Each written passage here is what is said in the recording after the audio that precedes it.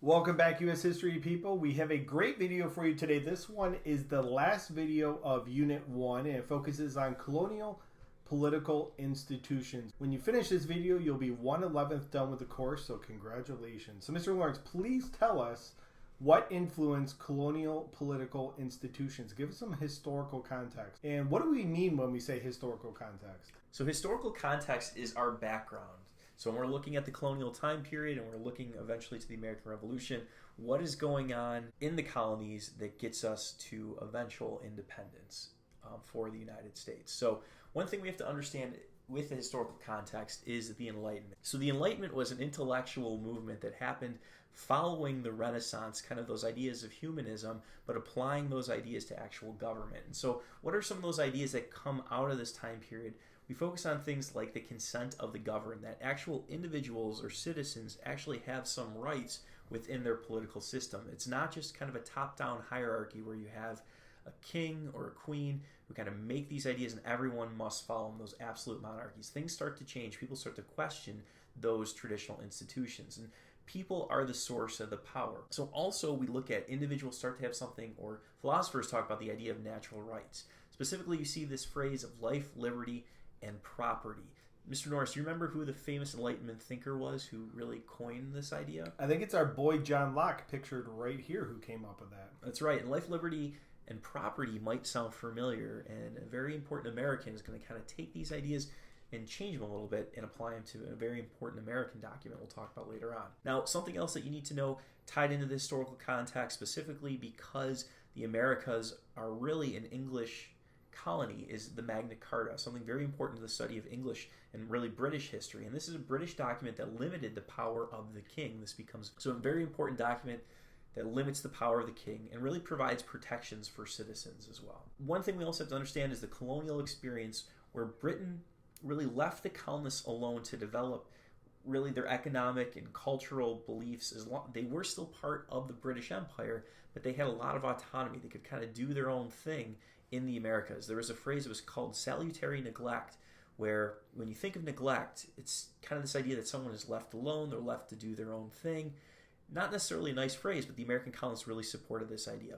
So colonists had the freedom to develop political structures, also economic ties as well. As long as the colonies were being profitable for the mother country back in Great Britain, the colonists could kind of do their own thing. All right, if everybody could do us a favor and star and circle salutary neglect for us, that's going to be a huge term, a very important term to know in the coming days. All right, so let's talk about colonial political institutions. We have the Mayflower Compact, which was signed aboard the Mayflower.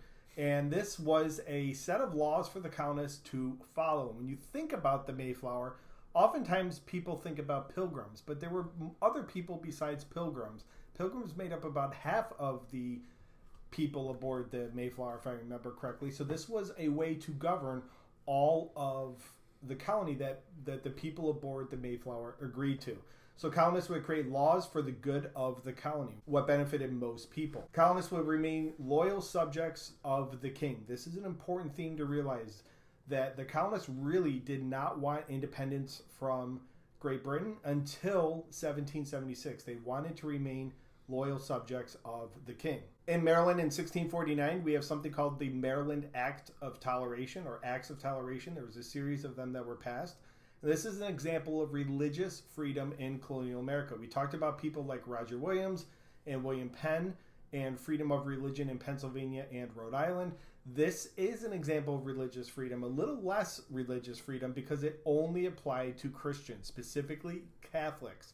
So this was created to protect Catholics in Maryland. So if you were any denomination of Christianity, you would be welcomed in Maryland.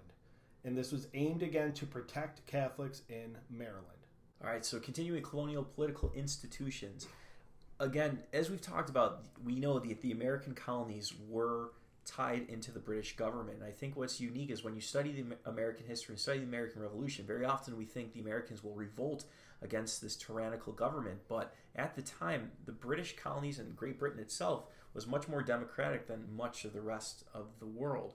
For its time, colonial America was very democratic. So if we look at some specific examples within the region of New England, the town hall meeting was very important as a political institution. And this gave a say to colonists, but specifically voting in these meetings were limited to land-owning white males and also church members. And then we'll see this is something that will continue into American political institutions once we gain our independence as well. Or voters were able to elect colonial legislatures. So colonists did have a say within their political system in the colonies, but really didn't have a say what was going on back in Great Britain. A very important phrase or legislative body that you have to understand for American history in this course is the Virginia House of Burgesses. This was the first representative government in the colonies. Voting requirements were mostly, again, for land-owning males.